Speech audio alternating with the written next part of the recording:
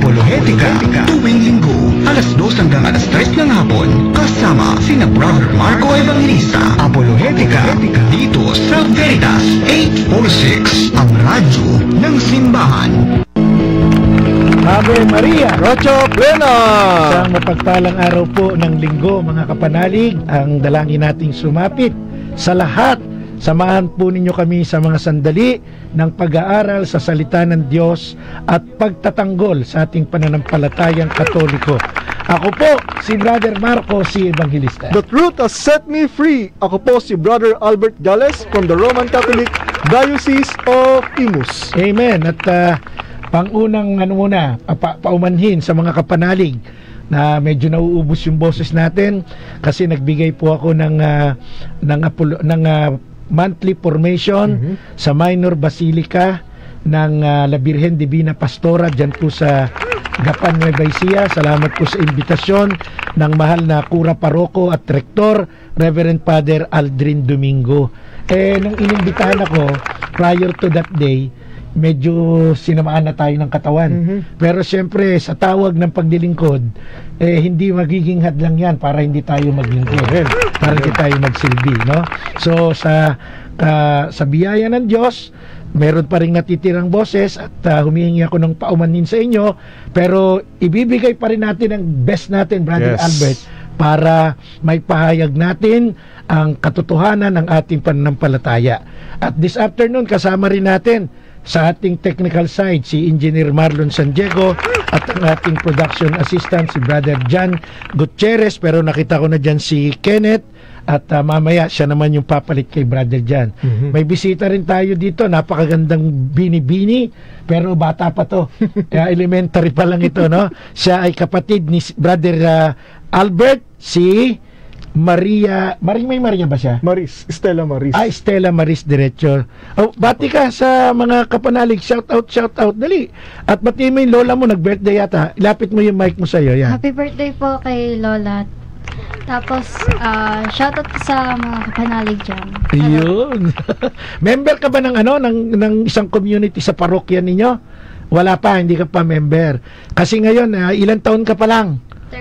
13, pero dapat sa edad na yan pwede nang magsimulang maglingkod, mag-serve sa Lord, di ba, Brother Albert? Yes po, opo. Ano bang edad ka nung nagsimula ka?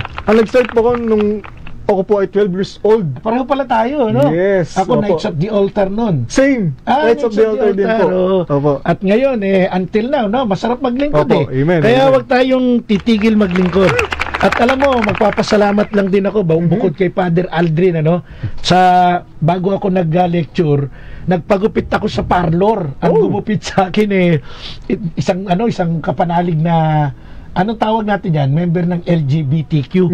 Kaya lang ewan ko ba naman bakit winalang niya yung buhok ko. Nagkaroon ng mga uka-uka, hindi maganda yung mabuti na lang may kaibigan tayo sa Gapan, Nueva Ecija, si Brother Jess De Jesus, na merong napakagandang barbershop doon. Bago ako nag-lecture, dumaan muna ako sa kanya. So maraming salamat po sa barbero sa Gapan, Brother Jess De Jesus, no? Pumunta lang kayo dyan, malapit after lang nung malaking Ferris wheel, Jess Barbershop. Ito ang galing mo! Nakalagay. Jess Barbershop. Biglang pogi. Ayun! Thank you, Brother Jess, inayos yung ating haircut. Salamat. God bless. Okay. So this afternoon, kasama na natin si Engineer Enteng. Napapalit kay Engineer Marlon. Ayan. Mga magigiting na technician. Brother Albert. Opo. Ano ang ating magiging okasyon this month? Okay, so meron po tayong isa sa pinakamahalagang okasyon ngayong buwan na to. Ito po yung tinatawag na pagpasok sa panahon ng Kwaresma. So ibig sabihin magtatapos na yung ordinaryong panahon. Yes, opo. Kailan ba magsisimula yung Kwaresma natin, Brother Albert? So magsisimula na po ang panahon ng Kwaresma, yung pong darating na Wednesday or yung tinatawag na Ash Wednesday. Tinatawag nilang Miyerkules de Ceniza. Yes, opo. Araw ng Abo. Kailan yan? March 5. March 5. So mga kapanalig, pagdating ng March 5, magsisimula na ang bagong season Opo. ng ating liturgical calendar. Opo. At ito'y tatawaging panahon ng Lent or Opo. panahon ng Kwaresma. Itong panahon ng Kwaresma, Brother Albert, mag-i-start ng Ash Wednesday. Kailan ito matatapos? Matatapos po ang panahon ng Kwaresma ng Huwebes Santo. Yun, Huwebes Santo. Pagtungtong ng gabi. Maundy Thursday ang Maundy tawag Thursday, yan. opo. Oo. At pagpatak ng Good Friday, yun na yung mismong paggunita natin Opo. sa passion and death of our Lord Jesus Christ. Opo. Ngayon, binanggit natin yung Ash Wednesday, Miyerkules de Ceniza. Alam mo, may kontrobersya to sa mga kontrobersyal to sa mga ibang sekta. Correct. Kasi sabi nila, ay mga Katoliko, kung ano-ano mga ginagawang tradisyon Opo. di ba? At particular na nga itong Ash Wednesday. Meron akong nabasa, Brother Albert, actually, courtesy ng iyong pagre-research ito Opo. Ito'y nanggaling sa Bayang Hangal, di ba? Tama ba ako? Bayang Banal. Bayang Banal. Banal daw. Bayang. Sorry. Sino bang gumawa nitong artikulo? Actually, ito pong article na to ay gawa ng isang membro ng Iglesia ni Cristo 1914. At ang layunin niya ay siraan at walang hiyain ang mga itinuturo ng simbahan, particular na ngayon pong tinatawag na Ash Wednesday. Okay. Basahin ko yung artikulo, Brother Opo. Albert, mga kapanalig. Kaya sinabi ni Brother Albert na ang objective ng artikulo para lang atakihin yung ating practice, yung ating tradisyon. Ito yung laman ng artikulo. Sabi dito, Ash Wednesday was taken from Roman paganism, which took it from Vedic India. Ashes were called the seed of the fire god Agni, Diyos-Diyosan ng mga apoy, with power to forgive sins. Ashes were said to wear a symbol for the purifying blood of Shiva, in which one could vat away sins. During Rome's New Year Feast of Atonement in March, people wore sackcloth and bathed in ashes to atone for their sins. As the dying god of March, Mars took his worshippers' sins with him into death.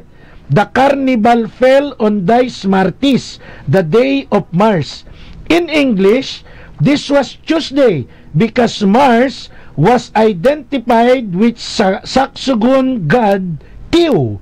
In French, the carnival day was Mardi Gras, Fat Tuesday, the day of merrymaking before Ash Wednesday. So ito yung ating isasagot sa sumulat ng artikulong ito na nanggaling sa kulto ng Iglesia ni Cristo 1914. Una, maling-mali ang iyong paggamit ng referensya sa Ash Wednesday na ginagawa sa loob ng Santa Iglesia Katolika. Bakit? Sabi mo sa iyong artikulo, yung Ash Wednesday was taken from Roman paganism. Isa kang malaking sinungaling. Bakit? Sapagkat yung tradisyon sa loob ng Iglesia Katolika na pagpapahid ng abo ay minana namin, hidango namin mula pa sa matandang tipan. At ang katotohanan, ito po partikular na gagamitin natin yung sulat sa aklat ni Job, chapter 42, verse 6. Opo. At ang isa pa, ibibigay ko lang, Brother Albert, yung aklat ng Daniel, chapter 9, verse 3, at meron pa nga yung aklat ng Esther, chapter 4, verse 1. Pero basahin mo muna, Brother Albert, yung aklat ng Job, chapter 42, verse 6, kung saan natin kinuha yung pagpapractice natin ng paggamit ng abo.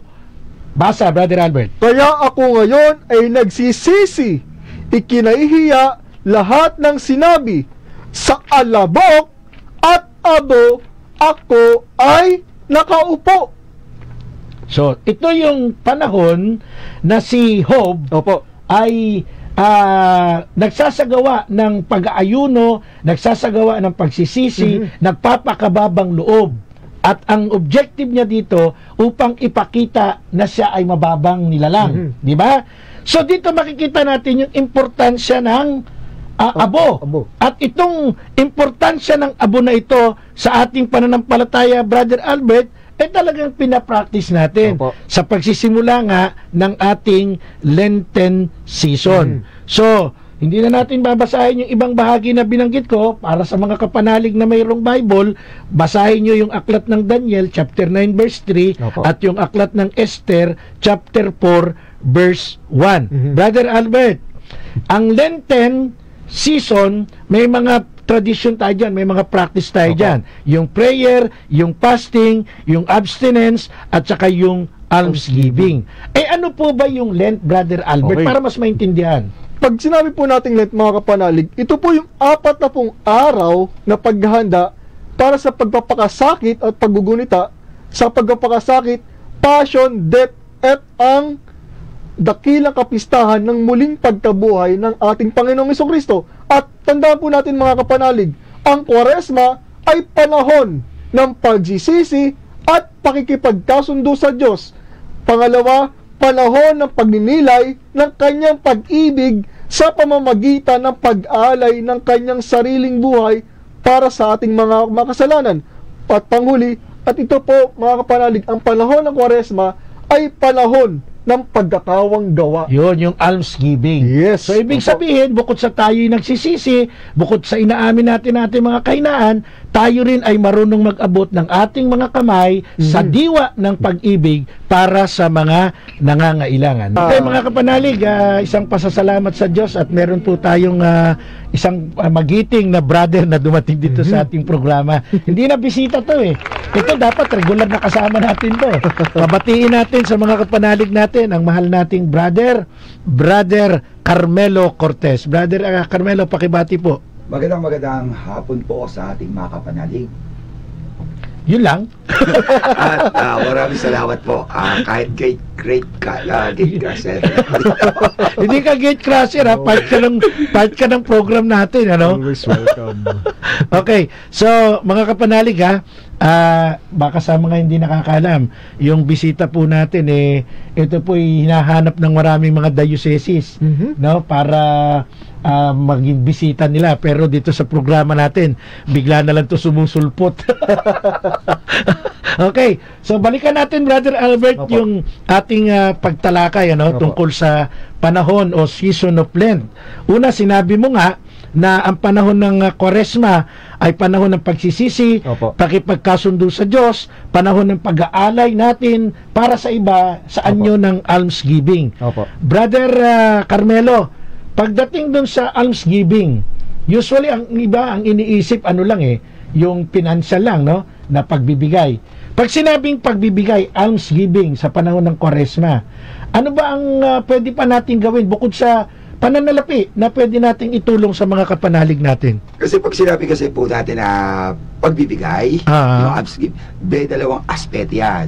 Tinatawag nating material at saka temporal o spiritual.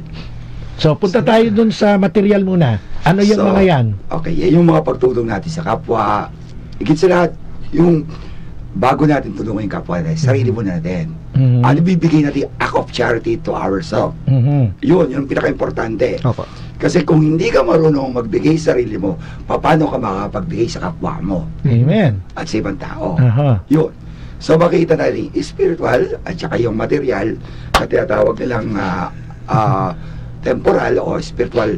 Importante yung pagtulong sa kapwa, pagtulong sa pamilya, pagtulong sa ibang tao, sa hindi nakakakilala. So, higit sa lahat, yung pagpapatawad. Kasi pagpapatawad, hindi mo mabibili anymore yan. Yes. Kahit saan. Kahit saan. So, part ng almsgiving or charity, yung magpatawad ka din. Yes, charity begin at home. Yan, yan yung sinasabi natin na ang almsgiving, Brother Albert, hindi lang pala pagdating sa material na bagay. At napakaganda ng puntong ito ni Brother Carmelo, lalo na yung pagpapatawad kasi humihingi tayo ng tawad din sa mga kasalanan natin. So, in terms of spiritual, ano ba yung tinatawag nating works of Corporal Words of Mercy. Yung pagdalaw, kasama nga yung pagbibigay, pagdalaw sa may sakit, pagdalaw sa namatay, pagdalaw sa bilanggo, at ikit sa lahat, sa paborito natin, yung nahuhubad, bibigyan ng damit. Yan. Kaya merong Caritas. Kasi ang Caritas humingi ng mga used clothes, no? Pero yung dapat usable pa. Correct. Para ibigay natin sa mga kapatid nating hubad. Diba yung nasa isip ng ibang hubad, ito talagang literal na nasa karukhaan na halos wala nang mabili ng mga gamit na ganyan, ano? So yan mga kapanalig, no? Bahagi po ng ating Kwaresma, observation ng Kwaresma, Brother Albert, yung tinatawag nating almsgiving. Maganda yung sinabi ni Brother Carmelo, kasama na lalo yung magbigay tayo ng pagpapatawad sa mga nagkakasala sa atin. Kung paano tayo magbibigay ng patawad, yun din ang magiging panukat sa atin ng Diyos para tayo ay patawarin. Nakalagay yan sa Our Father, di ba? So ito ang another question, Brother Albert. Bakit ba naman yung Kwaresma nyo, ang meaning daw ay quadrigesima or 40 days? Bakit ba napakahaba naman 40 days? Okay. Sabi po ng usccb.org, 40 is typically indicative of a time of testing, trial, penance, purification, and renewal. So sa madaling salita, mga kapanalig, ito yung panahon na kung saan isusubok natin yung ating sarili sa loob ng 40 days kung hanggang saan ba yung ating makakaya. Pero, tandaan po natin mga kapanalig, na ang panahon ng Kwaresma ay panahon din ng pagdarasal na kung saan hihingi tayo sa ating Panginoong Diyos ng gabay upang ang mga tukso, ang kaaway, ang binabato sa atin ng kalaban ay ating malagpasan. Sapagkat ang sabi ng ating Panginoong Jesucristo, kailangan natin magdasal upang labanan yung tukso, upang mapagwagian yung mga kalaban. So, at yung mga kahinaan natin. Yung mga kahinaan po natin. Kaya nga sa official teaching ng ating simbahan, no, sa pamamagitan ng katekismo ng Iglesia Katolika, dito sa number 540, ang sabi po, sa panunukso kay Jesus ay ipinakikita kung paanong ang anak ng Diyos ay Mesiyas, nakabaligtaran ng iniaalok ni Satanas sa kanya, at sa mga taong ibig sumunod sa demonyo. Ito ang dahilan kung bakit nilupig ni Kristo ang manunukso dahil sa ating kapakanan, sapagkat wala tayong isang dakilang pari na di nakakaramay sa ating mga kahinaan kung hindi siya ay sinubok na katulad natin sa lahat ng bagay maliban sa kasalanan. At yan ay nakatala sa Hebreo chapter 4 verse 15. Ang iglesia tuwing sasapit ang 40 araw ng Kwaresma ay nakikisama sa misteryo ni Jesus sa ilang. So napakaganda pala ng practice natin, ano, ng ating tradisyon, na pag panahon ng Kwaresma, tayo pala ay nakikibahagi doon sa ginawang pag-aayuno, pakikibaka ng Panginoon sa demonyo o sa manunukso doon sa ilang. So ito ang aral ng ating pananampalataya. At magandang basahin natin, Brother Albert, ang aklat ng Marcos chapter 1 verse 13 to 15. Nanatili siya roon ng 40 araw, at doon tinukso siya ni Satanas. Doon ay may mababangis na hayop, ngunit si Jesus ay pinaglilingkuran ng mga anghel. Nang ibinalanggo si Juan, nagpunta si Jesus sa Galilea at ipinangaral doon ang magandang balita mula sa Diyos. Sinabi niya, dumating na ang takdang panahon, malapit nang maghari ang Diyos, kaya magsisi na kayo talikuran ang inyong mga kasalanan. Paniwalaan ninyo ang magandang balita. Amen. So dito makikita natin, ano, yung practice mula pa sa Panginoong Jesucristo. Ang ibig sabihin ng Kwaresma ay 40. Sapagkat mga kapanalig, ang 40 days sa Bible, ito po'y isang traditional number. At mapapatunayan natin yan, nag-originate yan dito, Brother Albert, sa aklat ng Jonas. Basahin natin chapter 3 verse 1 to 10, no? Aklat ng Jonas, para makita natin na ang Kwaresma ng Roman Catholic Church ay may biblical na basis. Meron siyang pinaghanguan, hindi yan inimbento lang ni kung sino man Santo Papa. Mamaya pag-usapan natin yung Santo Papa, yung bisita natin, Papal Award dito. Basahin mo, Brother Albert. Jonas. Muling sinabi ni Yahweh kay Jonas, pumunta ka sa lungsod ng Nineveh at ipahayag mo ang mga pinapasabi ko sa iyo. Nagpunta nga si Jonas sa Nineveh, malaki ang lungsod na ito. Aabutin ng 3 araw kung ito ay lalakarin. Siya'y pumasok sa lungsod. Pagkaraan na maghapong paglalakad, malakas niyang ipinahayag, gugunawin ang Nineveh pagkaraan ng 40 araw. Naniwala ang mga taga roon sa pahayag na ito mula sa Diyos. Kaya nag-ayuno silang lahat at nagdamit ng panluksa bilang tanda ng lubos na pagsisisi at pagtalikod sa kanilang mga kasalanan.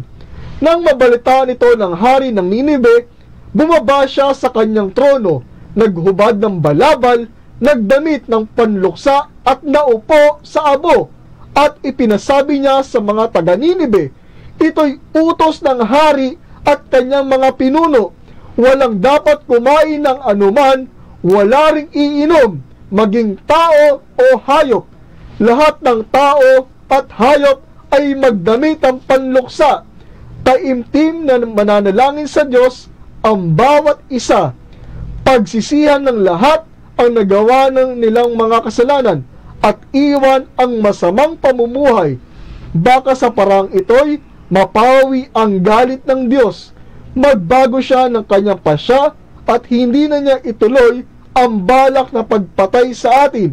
Nakita ng Diyos ang kanilang pagtalikod sa kasamaan, kaya hindi na niya pinarusahan ang mga ito tulad ng kanyang naunang sinabi. So dito sa binasa natin, aklat ng Jonas chapter 3 verse 1 to 10, mga kapanalig, makikita natin pinractice ng mga tao yung sinabi ni Jonas na magsisi tayo sa inyong mga kasalanan, gugunawin kayo ng Diyos. Kaya ang ginawa nila, nag-ayuno sila, nagdamit sila ng panluksa, pagkatapos nagsisi, tumalikod sa kasalanan, umupo pa sa abo. Ano nangyari bandang huli? Sabi nila, baka sa paraang ito mapawi ang galit ng Diyos.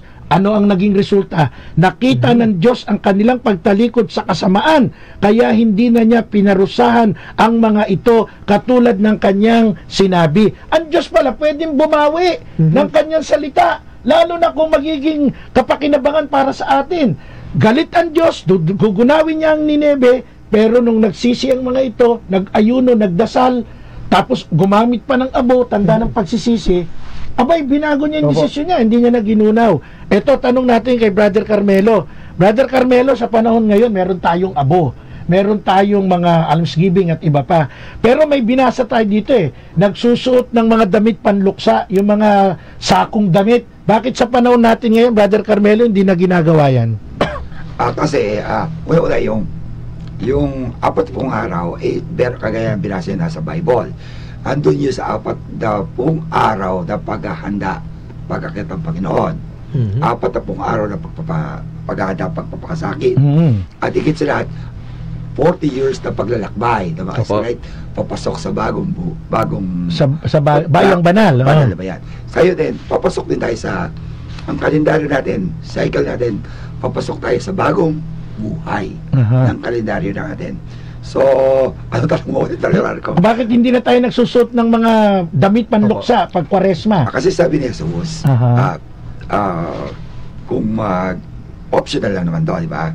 Hindi naman inaano sila sa kaya nilalagay na ng cross na ikaw ay mula sa likabok at babalik ka sa likabok.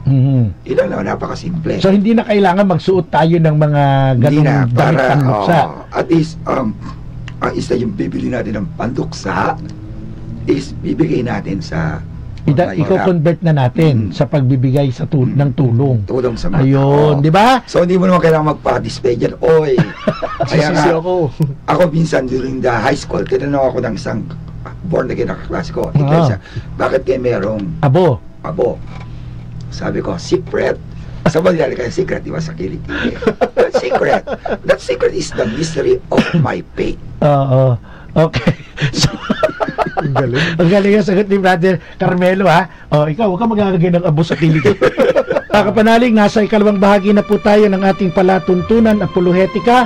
Salamat sa Diyos sa loob ng 18 taon ay patuloy pong naririnig ang ating tinig sa radyo ng simbahan Veritas 846. At syempre po, sa loob ng mga panahong ito, ay kasama nyo po si Brother Marco Evangelista, at sa loob ng 16 na taon, yung ating kapanalig na sumakabilang buhay, si Tatang Larry Lamco Malyari.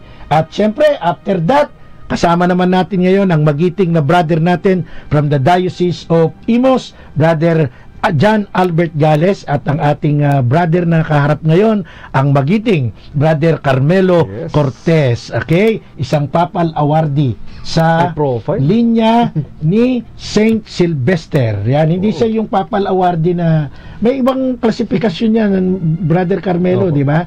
May ibang level ng papal awardee. Parang military rank. Parang military rank. Siya, knights, no? Binigyan siya ng sword ng papa para maging tunay na kawal. Kaya in the lineage ni Saint Sylvester, yung ating dating Santo Papa. Yan. Kasi marami tayong ibang naririnig na papal awardee, yung mga gumagawa ng mga magaganda sa simbahan. Pwedeng bigyan agad yan ng papal award sa pamamagitan ng endorsement ng mga diocesan bishop. Iba naman yung level ni Brother Carmelo. Siya ay nakalinya as knights ng ating Santo Papa. And speaking of the Holy Father, Major, Brother Carmelo, ano na po ba ang status ngayon ng ating mahal na Santo Papa? Masasama na sa prayer. Kasi prayer, pinaka-importante. Kaya may rosary tayo every 4 o'clock in the morning. Kasi, morning. Ang namumuno ang mga colleagues of the cardinal natin. Sama natin prayer at stop natin ang fake news. Buhay pa naman Santo Papa. At taka lang, speaking of fake news, may mga tumitirada na ngayon na parang may kanya-kanyang manok, di ba? merong pabor kay doon sa conservative, merong pabor doon sa medyong tipong liberal. Dapat ba tayo mag-isip ng gano'n, Brother Carmelo? Tandaan natin ang simbahan ay ang pag-eleksyon ng Santo Papa ay hindi po ito politika. Ito'y handog ng Espiritu Santo. Kung meron man po tayong division ng bawat opinyon, nang meron kang 10 anak at meron kang 5 anak na oposisyon sa opinyon ng bawat isa, end of the day, obedience ka pa rin sa tatay mo. Correct. Hindi ka kaaway. Ang Santo Papa ay inaakap niya, conservative o hindi man. At huwag natin paniniwalaan kagad ang mga fake news sapagkat nagbibigay po tayo ng misinformation and misconception sa mga tao. Tama. So, mga kapanalig ngayon kasi parang gusto na ng iba mawala ang Santo Papa So, sabi nga ni Brother Carmelo, patuloy lang tayong mag-offer ng prayer. Pero ito naman po kung fake news, bawal yan. Pero kung opinion mo naman, meron akong isang kaibigan, nagpahayag ng kanyang opinion, kanyang tinitimbang-timbang, na kung ang uupo kapalit ni Pope Francis ay katulad ng isang konserbatibo, baka mabuhay uli yung practice ng Latin Mass, yung mga something like that. Meron namang isang masyadong radikal, sabi niyang ganon. Sa ganang akin, kung opinion mo, walang problema doon, walang masama doon. Ang masama lang, katulad nung isang kilala natin na nag-post sa kanyang social media, sa kanyang page, na patay na ang Santo Papa. Yun ang mga impacto. Di ba? Kaya ko sinabing impacto kasi sa John chapter 8 verse 44, si Satanas ang ama ng kasinungalingan. So pag ikaw ay sinungaling, nagpapakalat ka ng fake news, anong tawag sa'yo? Di anak ka ni Satanas. Pero kung nagbibigay ka lang ng opinion at nag-i-aim ka, sana ito ang maging Santo Papa na kapalit ni Pope Francis, duda ko wala namang masama doon. Kasi lahat naman tayo may freedom of expression, freedom of speech. Pwede nating sabihin yun. Kaya nga may opinion Pag sinabing opinion, yun ay paniniwala mo sa ganang iyo Halimbawa ako, ang manok ko, si Cardinal Tagle. Ang manok mo, si Cardinal Sara. Nagbigay ako ng opinion na mas magaling si Cardinal Tagle. Nagbigay ka ng opinion, mas magaling si Cardinal Sara. Walang problema doon. Kasi sa bandang uli, sabi nga ni Major Carmelo, yung 10 anak, 5 na posisyon, 5 ay tradisyonal. Sa bandang uli, obedience pa rin sa tatay. Ano ibig sabihin? Pagdating ng nawala ang Santo Papa, walang sino man sa atin ang makakapagpili, makakapag-decide. Yung College of Cardinals lang. Hindi ko sila lang. Hindi ko maintindihan kung butati pa talaga sila o kardinali na rin kasi. Pero pinaka-the best pa rin. Tayong mga laiko, huwag tayo makipag-away. At wala tayong right magbigay na, patay na pala, no? hindi tayo spokesperson ng Santo Papa. Oo, at saka fake news yun. Pag ngayon mo sinabing patay na, fake news yun. Kaya wala po magsasabi na ano. At part ng ating pananampalataya ang magdasal. May karapatan tayo magbigay ng opinion natin, pero wala tayong karapatan ng gusto natin, eto ang gusto ko. Hindi, opinion lang naman, parang mas gusto kong maging pulpit, Pero di tanda mo, hindi ka voters. Oo, hindi ka votante. Hindi ko maintindihan para tayo mga politician. Kaya ngayon, election sa atin, nagpapatayan na. Tapos yung mga kandidato natin, nasa air condition lang. Ayun lang.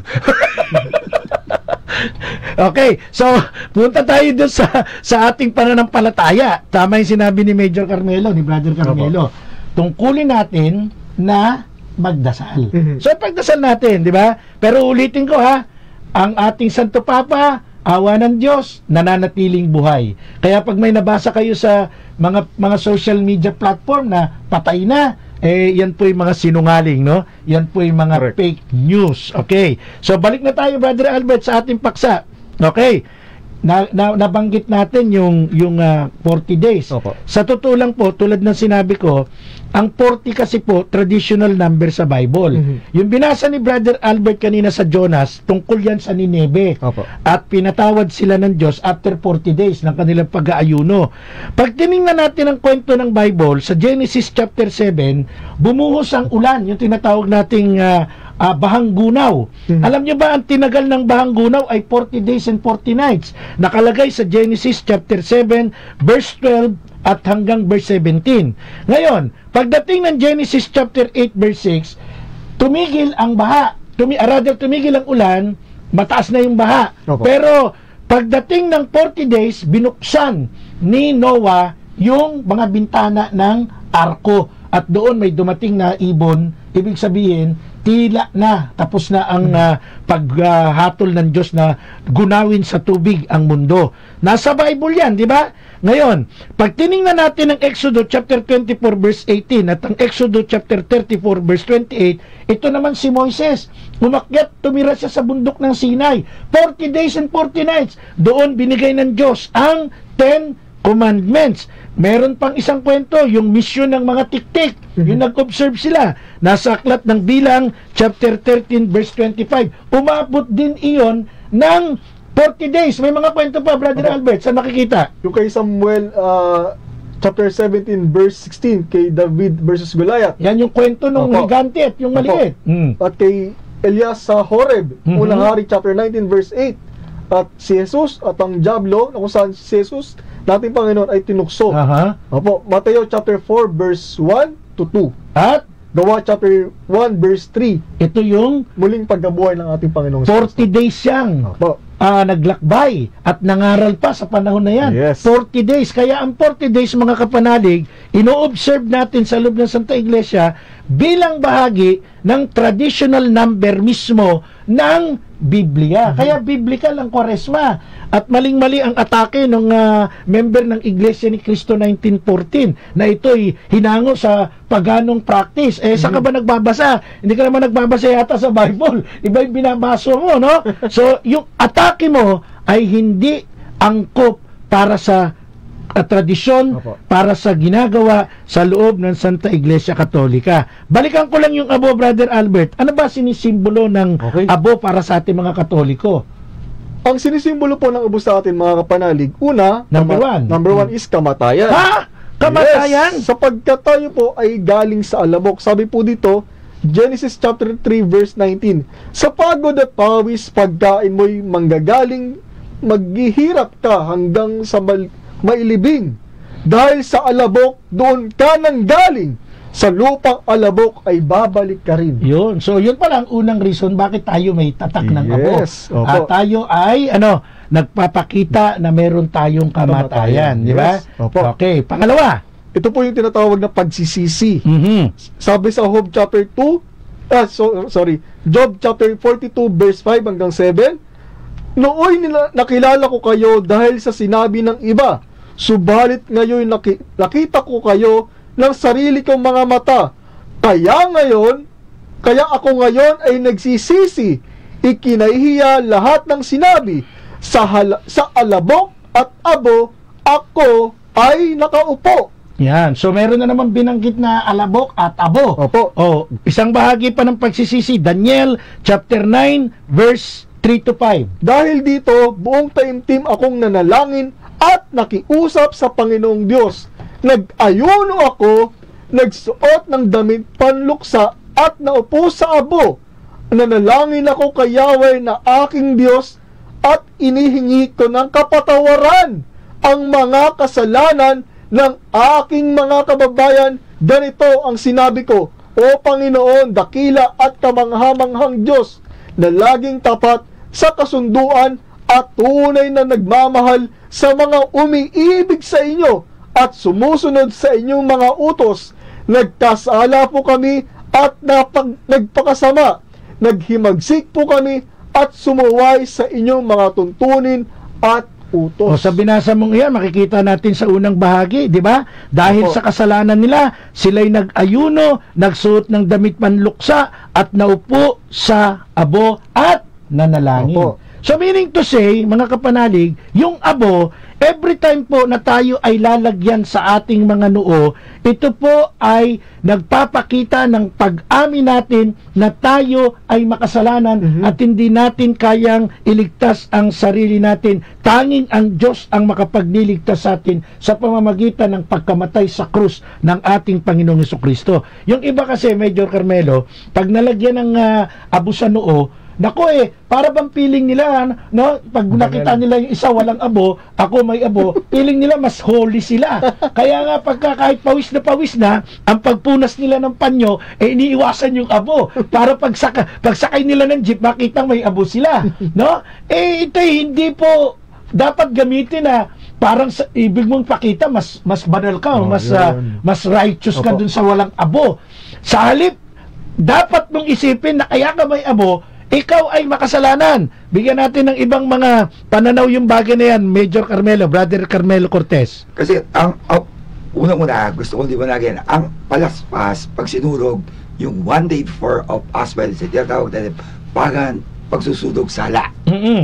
So, susunugin yung palaspas. So, ibig sabihin, yung abo na nilalagay sa noo natin, galing sa lumang palaspas. Lumang palaspas. Oo. Kasi sa lumang tipan, yung pagbukas ni Noah, nagdala yung ibon ng dahon. Uh-huh. It means may mga dahon ng bumaba na yung tubig.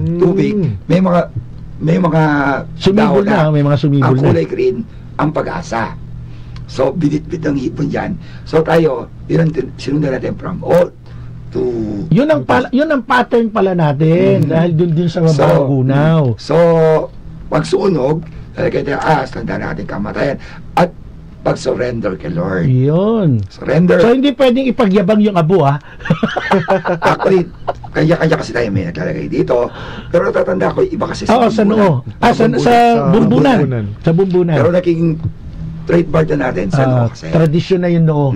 Natatandaan ko noon, meron kaming kura paroko noon, sa makabilang buhay na, ang paraan ng paglalagay niya sa amin ng abo noon, yuyuko ka, lalagyan ka dito sa bumbunan. Yung bilog ng buhok natin. Tama yung sinabi ni Major Carmelo, na naiba na lang paglipas ng panahon, instead na dito sa tuktok, ay nilagay na dito sa noo. Pero iisa pa rin ang diwa. Magsisi, tumalikod, ikaw ay nabuhay, nagmula sa alabok, babalik sa alabok. Ave Maria! Noche Plena! Muli mga kapanalig, nasa huling bahagi na po tayo ng ating palatuntunan. At syempre, ang mga kapanalig natin na nakikinig sa atin, magandang pagkakataon po ito para marami tayong matutunan sa pag-observe natin ng Lent. Yung Miyerkules Santo, yan ang simula, matatapos yan ng gabi ng Huwebes Santo. At tulad ng sinasabi natin, ang abo ay tanda ng ating pagsisisi, tanda ng pag-amin natin na tayo'y makasalanan, tanda ng tayo'y mamamatay, tayo'y mula sa alabok din tayo magbabalik. At dahil meron tayong ganyang views, meron tayong ganyang perspektibo, kailangan maging handa tayo sa pamagitan ng pagsisisi, pag-aayuno at pagbibigay sa ating mga kapatid. Hindi lamang sa anyo ng material na bagay. Napakaganda yung sinabi kanina ni Brother Carmelo Cortez, pagbibigay ng pagpapatawad sa mga nagkasala sa atin. At meron pa siyang isang sinabi, yung abo ay nanggaling sa palaspas, yung palaspas ay naging tatak doon sa pagkatapos ng bahanggunaw sa panahon ni Noah. Kaya lahat ng ginagawa natin sa loob ng Simbahang Katolika, hindi po imbento, hindi po galing sa paganong practice, ito po ay mula sa mga practice na kasulat sa Biblia.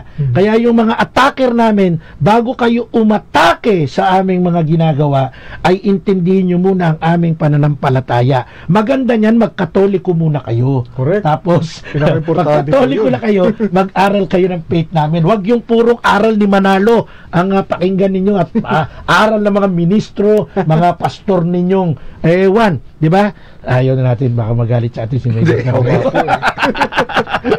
Okay, so Brother Albert na mga kapanalig, Opo. Catholics are encouraged to pray, fasting, Opo. yung ating almsgiving during Lent. At sa pananalangin, Opo. isang referensya natin dyan, Brother Albert, saan bang bahagi ng Bible? Mateo chapter 26 verse 41, ang sabi ng Panginoong Jesucristo, magpuyat kayo at manalangin upang hindi kayo madaig ng tukso. Ang espiritu'y handang sumunod, ngunit mahina ang laman. Amen. So, importante talaga yung prayer. Opo. Di ba? Kasi pag hindi tayo nananalangin, yan ay hindi pagpapakita ng pagiging tunay na Kristiyano. Opo. Kaya nga meron akong isang kaibigan dati, sabi niya, alam mo may mga pari na umaalis sa kanyang bukasyon, ang nagiging problema, hindi na nananalangin. Kasi pag ang isang pari daw ay frequent na nagdadasal, hindi lang dahil pari siya dun sa pag-observe niya ng kanyang duty sa mga sakramento. Pag ang isang pari daw ay hindi na nagdadasal, napakadali ng matukso, napakadali ng mahulog sa kasalanan, at napakadali ng tumalikod sa kanyang bukasyon. Ewan ko lang kung yung ibang tumalikod, ganun nga ang pagkukulang, ano? Pero siguro yung iba, may mga personal ding dahilan. Pero ang pinakasusi ng lahat ay dapat tayo ay nananalangin. Yun. Ngayon, sa paanong paraan ba natin maipapakita yung panalangin sa Diyos ngayong panahon ng Kwaresma? Ang ibig sabihin ano ba yung mga ini-encourage sa atin ng simbahan, Major Carmelo, na gawin nating practice, no? Kapag gusto nating magdasal, di ba marami tayong mga sakramental, magrosaryo. Ano pa ba ang mga ibang paraan para ma-practice natin magdasal panahon ng Kwaresma? Katulad ng mga Brother Carmelo. Isa sa mga sinasabi ng Panginoon, kung may sawa ka ng loob, makipagkasundo ka. Oo. Unang-una is confession, kumpisal. Oo. Isa sa mga magandang Paghahanda. Kasi yung prayer, sabi ko nga, tayo ay isang taon na oasis. Ibig sabihin oasis, dry or tuyo. Kaya ito yung ating paggunita na 40 araw, para yung katawan mo, kakakain mo ng karne, mukha ka ng hayop. Kaya binabawasan ng konti para hindi ka na maging asal hayop. Yun. So yun. Pero pinatema. Carnivorous. Tapos pangalawa, so hindi lang yung asal hayop. Kasi yung kain ka ng karne, pag sobrang ang kain, nasisira yung mga blood chem mo. So tinitingnan lang konti, binabawasan para yung tinatawag lang fasting, para maging kahit pa paano mapahinga naman yung katawan mo sa asal na pagkain ng mga laman. So yun pala yung isang ibig ipakahulugan nun sa atin, mensahe sa atin. Di ba? So tama yung sinabi ni Brother Carmelo. Ang unang gagawin natin ay paghahanda, magkumpisal.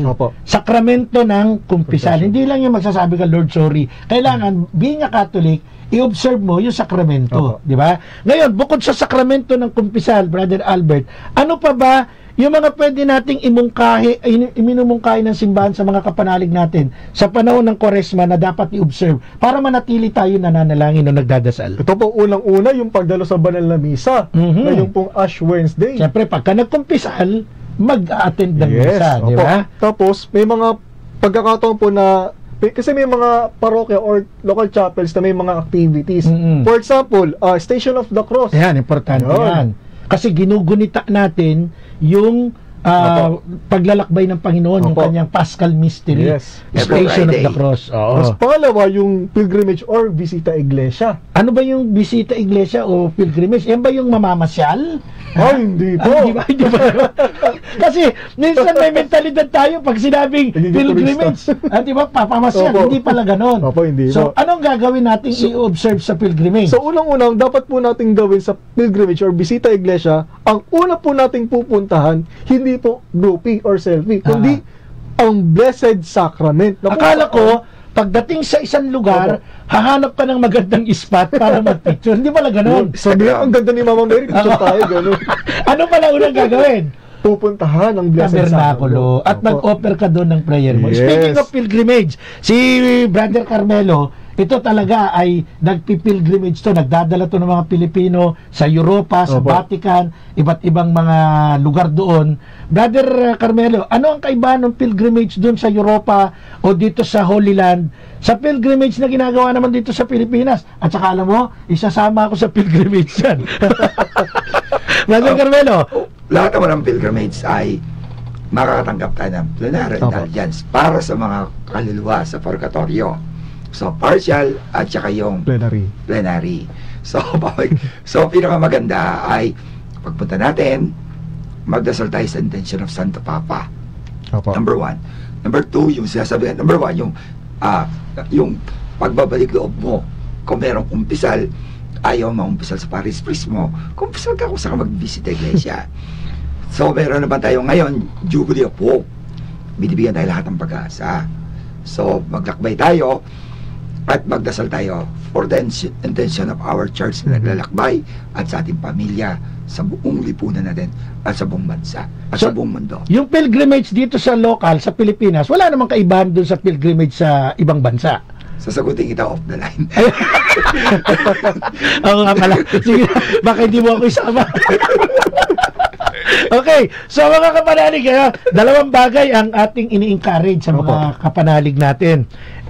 Hindi lang dalawa, apat nga. Opo. Kumpisal, pagdalo ng misa, ito talagang dapat Opo, yung seryoso, opo. at yung Station of the Cross, yung ating bisita iglesia Opo. or pilgrimage, at siguro ako isasuggest ko na rin sa inyo, huwag kayong makakalimot magrosaryo Ayun. araw-araw, sapagkat ang rosaryo ay biblical. At yan po ay hindi panalangin paulit-ulit na ginagawang atake ng mga protestante sa Matthew 6:7.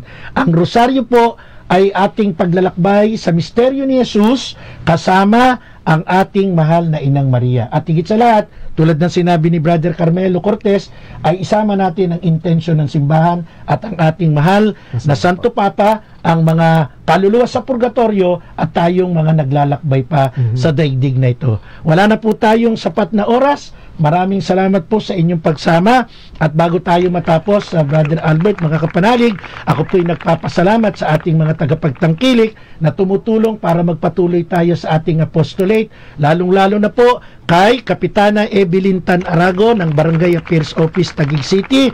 Maraming salamat po sa iyong pamilya, Kapitana Evelyn Tan Arago, sa patuloy na pagbubukas ng kamay para tulungan kami sa aming apostolate sa ating mission. Ganon din po sa pamilya ni Brother Arnel Borromeo. Maraming salamat po, at kay Master Sergeant Eric Castillo at sa iba pang mga tumutulong sa atin, ang ating mahal na Sister Purissima at Sister Tita Arsiaga na nakabase po sa Roma, Italia. At sa mga nais pang tumulong, kayo po ay aming hinihikayat para ho makapag-mission tayo. Sa katunayan, meron ho akong apostolate mission sa April sa Rojas City. Ito po, lahat to free of charge dun sa pupuntahan ko.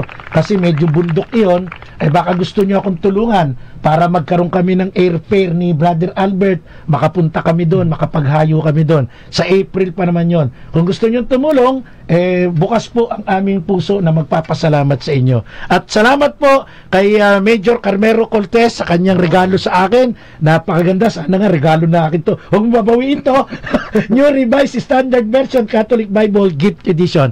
Thank you po, Major Brother Carmelo Cortez. At sa lahat ng mga nakasama natin sa programa ngayon, ingatan po tayo at pagpalain ng Panginoon. Ako po, si Brother Marcos si Evangelista, kasama si Brother Carmelo Cortez. Po si Brother Albert Gales from the Roman Catholic Diocese of Imus. Nagpapaalala na tayo po lahat ngayon ay mga peregrino ng pag-asa. We are the pilgrims of hope ngayong Jubilee year. Nagsasabi sa inyong, sumainyo ang katotohanan. Salamat po.